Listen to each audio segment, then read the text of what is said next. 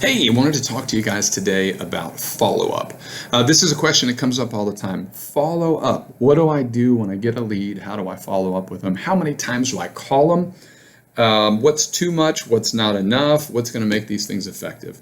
So the first thing that we got to do, guys, is we have to capture the phone number and name and hopefully email of every lead that comes in. That should be your first goal. We have to capture that information for every single person. Even listen here, even when you think they're not a good lead or it's not the type of property you want. You have to get in the habit of collecting this information so that you can track these prospects and you can see where they go and how they convert. I was just talking to one of our agents who had a condotel buyer that came here, bought a condotel. They love it. They've been renting out the condotel. They've been coming into the area and now have decided that they want to move here. So they're buying a single family home and they're buying one or two more condotel rentals that they're going to keep as well. So this low end lead has now turned into 3, maybe 4 sales, if not more. Down the road.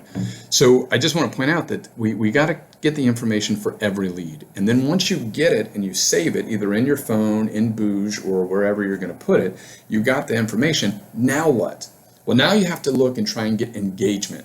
So you want to be able to categorize people in a couple different buckets. So these buckets would be, first, who's the cream of the crop? Who's the A buckets that were really easy to convert, really easy to get? They're taking your calls, they're hot, they're ready to go. Label your people that. These are A's. These are the hot ones. These are the ones I got to worry about.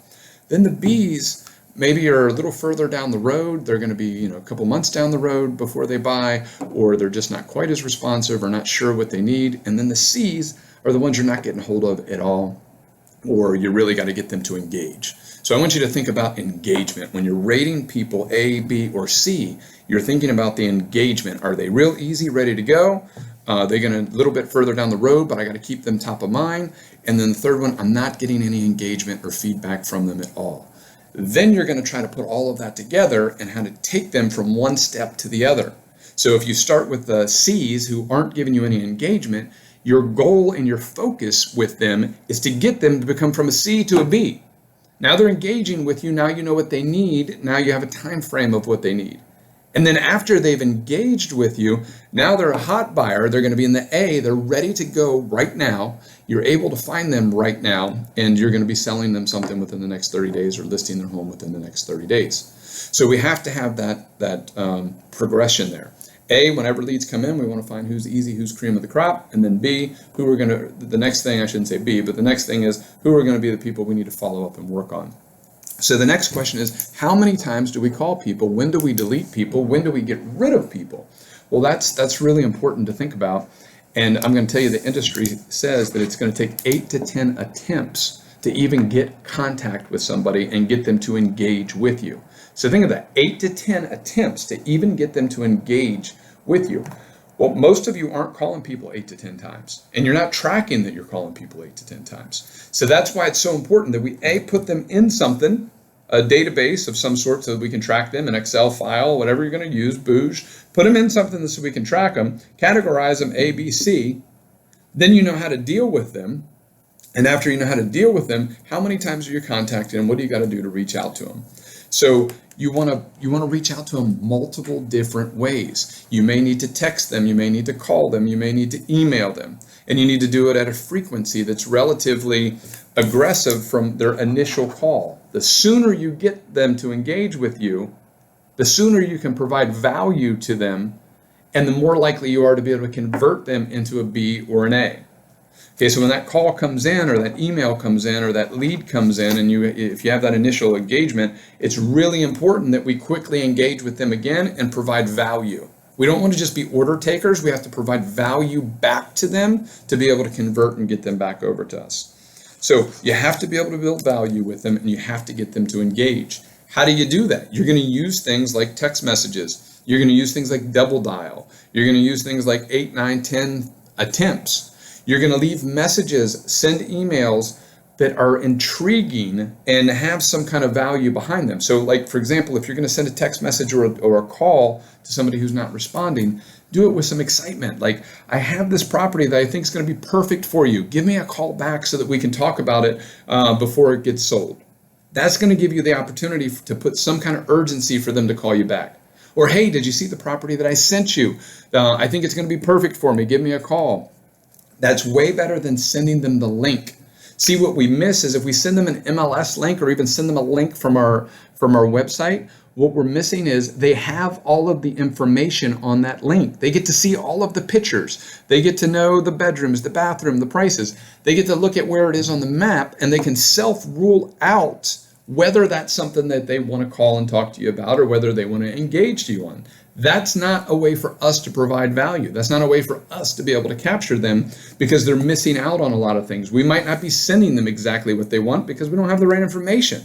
So we have to be able to engage. We have to be able to get back to them. So we might use a text. We might use an email. We might use multiple phone calls, whatever we have to do to get that engagement so that we can then convert them and classify them, whether they're a C buyer, whether they're a C prospect, a B prospect, or an A prospect. Okay, so we have to be thinking, how are we going to provide value? What calls to action are we going to use? What are we going to use to be intriguing and interesting to be able to run them down the line? And then in your bouge, on your spreadsheet, whatever you're looking at, you have your A, B's, and C's, and you work them just that way. Your A's, you should always have 3 to 5 A buyers or sellers that are, if not more, that are going to work with you in the next 30 days. 30 days or less. These are your A buyers. They're ready to transact in 30 days or less if you can find them the right thing. You need to be talking to those people every other day, every couple days. That's urgent. They're ready to buy in the next 30 days. They should be on your list to talk to them almost daily. Okay?